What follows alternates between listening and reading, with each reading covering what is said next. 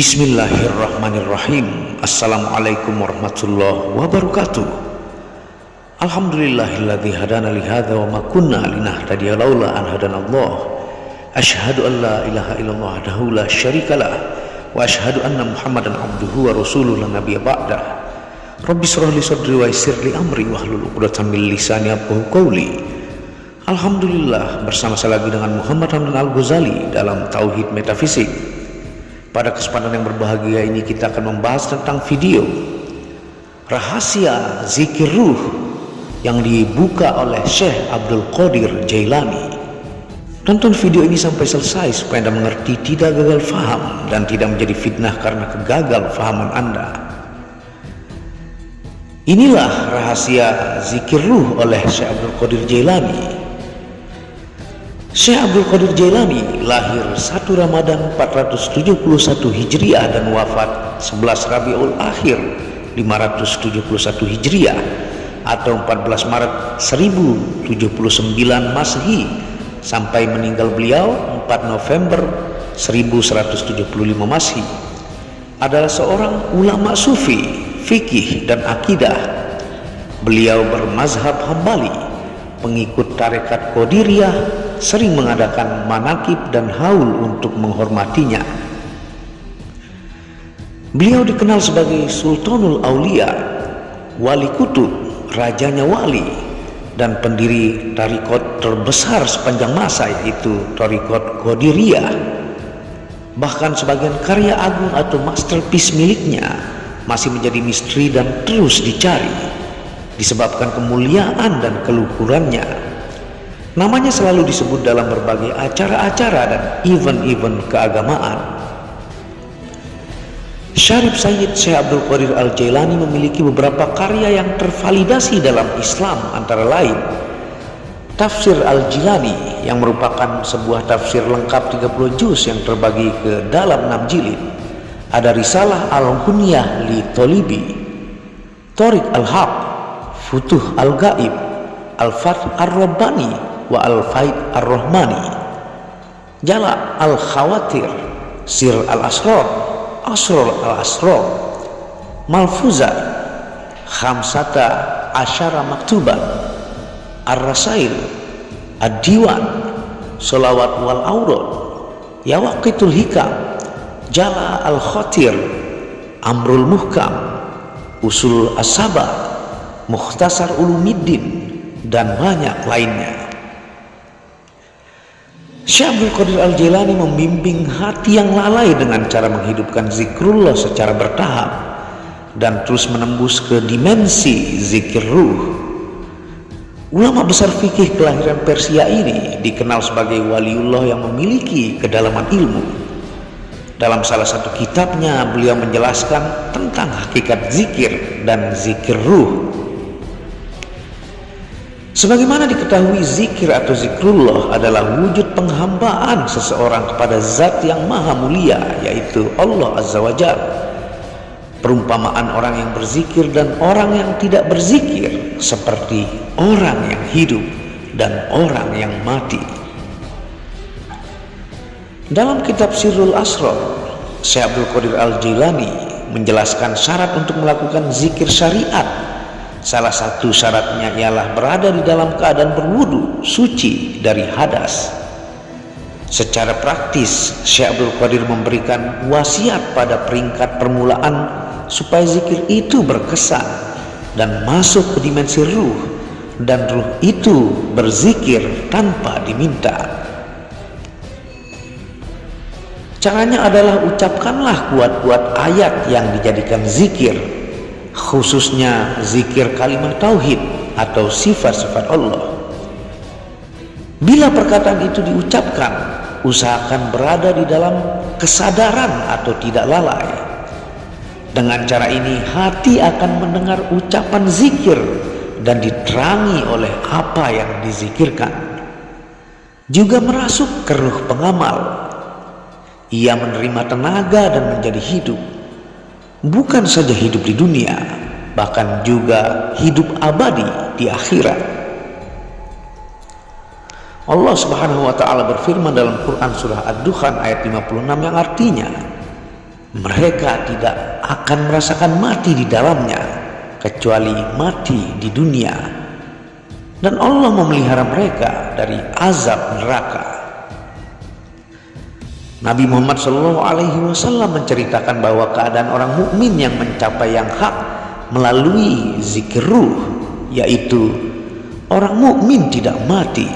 Mereka hanya meninggalkan hidup yang sementara ini dan pergi kepada kehidupan abadi. Dan mereka lakukan di sana apa yang mereka lakukan di alam dunia.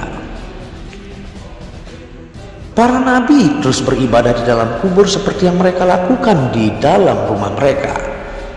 Ibadah yang dimaksudkan itu adalah penyerahan dan merendahkan diri kepada Allah, bukan sholat yang 5 waktu sehari. Tawaduk di dalam diri dengan diam adalah nilai utama yang menunjukkan iman sejati. Maqam ma'rifat tidak dicapai oleh manusia dengan usaha, tetapi ia adalah anugerah dari Allah.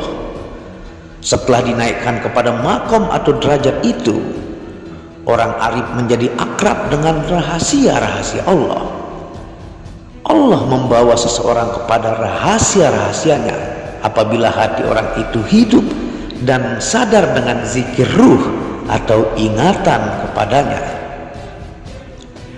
Nabi Muhammad SAW bersabda, "Mataku tidur, tetapi hatiku berjaga." Pentingnya memperoleh ma'rifat dan hakikat diterangkan juga oleh Nabi SAW dalam hadisnya. Jika seseorang berniat mempelajari dan beramal menurut keinginannya itu, tetapi mati sebelum mencapai tujuannya, Allah melantik 2 malaikat sebagai guru yang mengajarkannya ilmu dan makrifat sampai ke hari kiamat. Orang itu dibangkitkan dari kuburnya sebagai orang arif yang telah memperoleh ilmu hakikat. 2 malaikat di sini menunjukkan ruh Nabi Muhammad SAW dan cahaya cinta yang menghubungkan insan dengan Allah. Pentingnya niat dan hajat diceritakan oleh Nabi SAW. Ramai yang berniat belajar tetapi mati ketika masih dalam kejahilan, tetapi mereka bangkit dari kubur pada hari pembalasan sebagai orang arif. Dan ramai ahli ilmu juga dibangkitkan pada hari itu dalam keadaan rusak akhlak, hilang segalanya, dan jahil keseluruhannya. Mereka adalah orang-orang yang bermegah dengan ilmu mereka, yang menuntut ilmu karena muslihat duniawi dan berbuat dosa.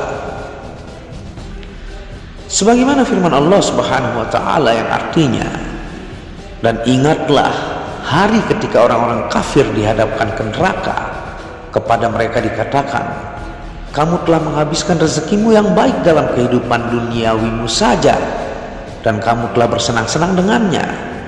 Maka pada hari itu kamu dibalasi dengan azab yang menghinakan, karena kamu telah menyombongkan diri di muka bumi tanpa hak, dan karena kamu telah fasik." Nabi Muhammad pun SAW bersabda, "Setiap amal bergantung pada niat. Niat dan tujuan orang beriman lebih baik dan bernilai menurut pandangan Allah daripada amalannya. Niat orang yang tidak beriman lebih buruk daripada apa yang nyata dengan amalannya." Niat merupakan azas amalan. Allah Subhanahu wa taala berfirman dalam Quran surah Asy-Syura ayat 20 yang artinya, "Barang siapa yang menghendaki keuntungan di akhirat, akan kami tambah keuntungan itu baginya. Dan barang siapa yang menghendaki keuntungan di dunia, kami berikan kepadanya sebagian dari keuntungan dunia, dan tidak ada baginya suatu bagian pun di akhirat." Syekh Abdul Qadir Al-Jailani mengatakan cara terbaik untuk meraih itu semua ialah dengan mencari guru rohani yang akan membawa hati hidup. Inilah yang akan menyelamatkan seseorang di akhirat, melatih diri untuk selalu sadar setiap detik akan kehadiran Allah yang maha meliputi. Itulah inti tujuan zikir ruh. Banyak manusia yang sering lalai ruhnya meskipun mulutnya komat kamit berzikir. Jika tidak punya pembimbing yang ihsan, banyak yang puluhan tahun berzikir, bahkan sampai meninggal berzikir, tidak sampai kepada hakikat zikir itu sebenarnya.